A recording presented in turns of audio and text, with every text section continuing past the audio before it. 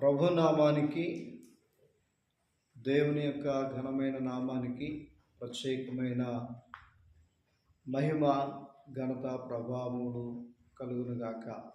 మంచిది. హృదయం బిడ్డలారా, బాగున్నారా? ఈ ఉదయకాల సమయం ఈ రీతిగా మిమ్మల్ని కలుసుకోవడానికి దేవుడిచ్చిన కృపను బట్టి దేవునికి కృతజ్ఞతలు చెల్లిస్తున్నాం.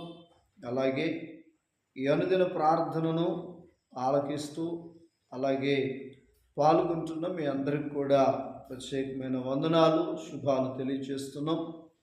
నిన్నటి దినాన వాక్యం వీలైపోయాం, కొద్దిగా కొన్ని కారణాల వల్ల. మరి ఏదైనప్పటికీ ఈరోజు మీతో కలవటానికి ఒక చూపించారు. చాలామంది జీవితంలో చూసినప్పుడు బాప్తీసానికి అంటే తొలి దినాల్లో బాప్తీసం తీసుకోవడానికి ఉన్నటువంటి హుషారు, బాప్తీసం తీసుకున్నటువంటి కొన్ని 2-3 సంవత్సరాలు ఉన్నటువంటి హుషారు మనుషుల్లో తగ్గిపోతూ ఉంది. ఈ మాట వింటున్నారా?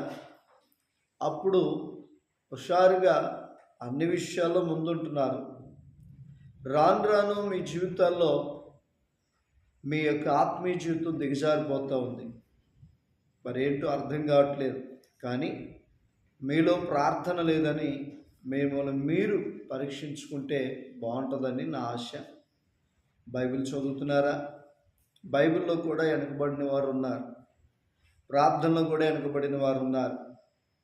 కనుక వీటిని గ్రహించి తిరిగి ప్రారంభించండి. హృదయం బిడ్డలారా, ఈ పరిచర్య కొరకు కూడా ప్రార్థించండి.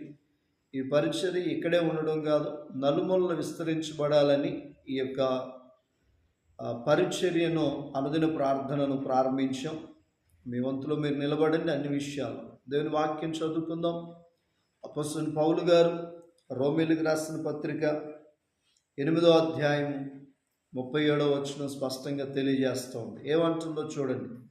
అయినను మనలను ప్రేమించిన వారి ద్వారా మనము వీటన్నిటిలో అత్యధిక విజయము పొందుచున్నాము. చక్కని విషయం చెప్తున్నారు. మనలను ప్రేమించిన వారి ద్వారా, ఎవరి ద్వారా అంట? మనలను ప్రేమించిన వారి ద్వారా మనము వీటన్నిటిలో అత్యధిక విజయము పొందుచున్నాము. మనము విజయము పొందుచున్నాము అని అంటే మనల్ని ప్రేమించిన వారి ద్వారే ఈ విజయం వస్తుంది. వేటిలో విజయము అని అంటే పైన భక్తుడు అంటాడు, శ్రమైనను, బాధైనను, హింసైనను, కరువైనను, వస్త్రహీనతైనను, ఉపద్రవమైనను, ఖడ్గమైనను మనను ఎడబాపునా. అంటే వీటన్నిటినీ ఎలా గెలిచాం, మనం ఎలా విజయం పొందుతున్నాము అని అంటే మనలను ప్రియమైన బిడ్డలారా ప్రేమించిన వారి ద్వారా మనం వీటన్నిటినీ అత్యధిక విజయము పొందుతున్నాం. నిజమే, మనల్ని ప్రేమించిన దేవుడు వీటన్నిటి మీద మనకు జయమిస్తాడు. ప్రియమైన బిడ్డలారా, సారెపతి విధవరాలను దేవుడు ప్రేమించాడు. తన జీవితంలో కరువు వచ్చింది. ఒక చిన్న అప్పం చేసుకుని తన కుమారుడు తను తిని చనిపోదాం అనుకున్నారు. వింటున్నారా? మరి అలాంటి పరిస్థితుల్లో ప్రియమైన బిడ్డలారా, మనను ప్రేమించిన వారి ద్వారా మనం వీటన్నిటిని అత్యధికంగా విజయం పొందుతామని. నిజమే, దేవుడు ఆమెను ప్రేమించి ఆ భయంకరమైన కరువులో అత్యధికంగా ఆయన ప్రేమించినటువంటి దేవుడు ఏం చేస్తాడంటే ఆమెని ఆ కరువు నుంచి విజయం ఇచ్చాడు. ఈరోజు నీ జీవితంలో కూడా ఎలాంటి కరువును అనుభవిస్తున్నావో, ఎలాంటి ఇబ్బందిని అనుభవిస్తున్నావో, అది ఏదైనప్పటికీ మనల్ని ప్రేమించిన దేవుడు అత్యధికంగా విజయం ఇవ్వబోతున్నాడు. ఆమేన్. అటు విజయము ఇవ్వాలంటే నీవు కూడా మొదటి ప్రార్థన, మొదటి పరిశుద్ధత, మొదటి నీతి, మొదట క్రమంలోనికి నువ్వు వచ్చేయాలని ప్రభువైన యేసుక్రీస్తు వారు కోరుకుంటూ ఉన్నారు. పరిచర్యలో ముందుండు, ప్రార్థనలో ముందుండు, దేవునికి ఇచ్చే విషయంలో ముందుండు. అర్థమవుతుందండి? అన్ని విషయాలను ముందుండు, పాపానికి దూరంగా ఉండు. అర్థమవుతుందా? కళ్ళు మూసుకుందాం, ప్రార్థన చేసుకుందాం. పరిశుద్ధుడా, ప్రేమ కలిగిన దేవా, నీ ప్రతి విషయంలో మీరు మాకు తేటగా మాట్లాడుతున్నారు. మేమే అర్థం చేసుకోకుండా అటు ఇటు గంతులేస్తూ ఉన్నాం. దయతో క్షమించండి.